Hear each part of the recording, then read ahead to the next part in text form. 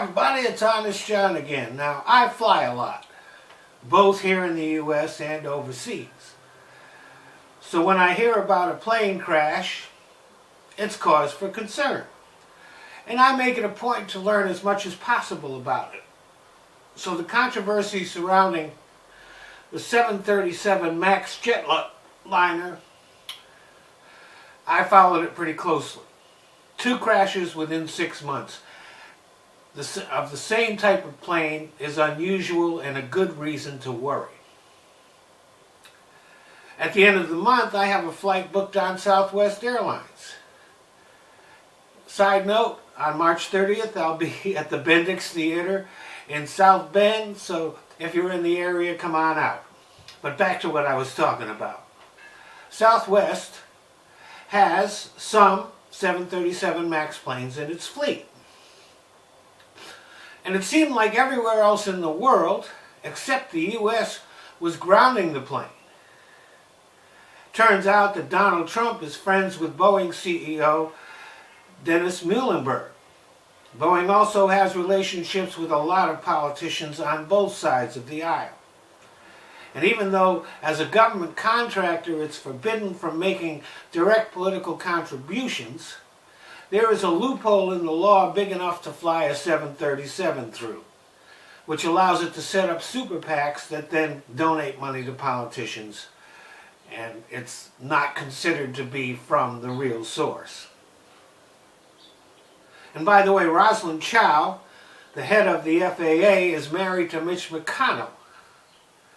So the airline industry, which includes Boeing and the airlines themselves and other manufacturers, have a lot of pull in Washington, which may explain the delay in grounding the plane.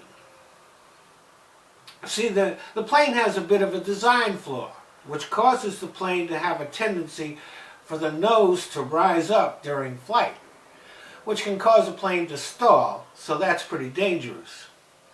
So Boeing put in some software as a patch, which compensates for that and keeps the plane's nose level. But the problem with this is that if a sensor fails, the software may be fooled into thinking that the plane is nosing up even when it's level, and force the nose down. So the plane might dive right into the ground. What happens is the pilot winds up fighting for control of the airplane with the software.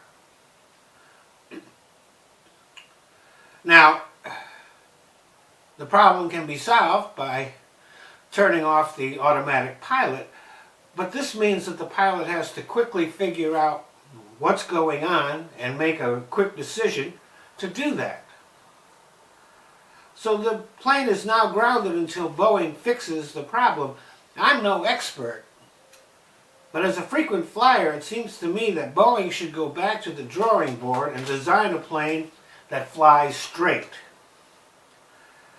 Instead, it appears that they want to use computer algorithms to solve the problem.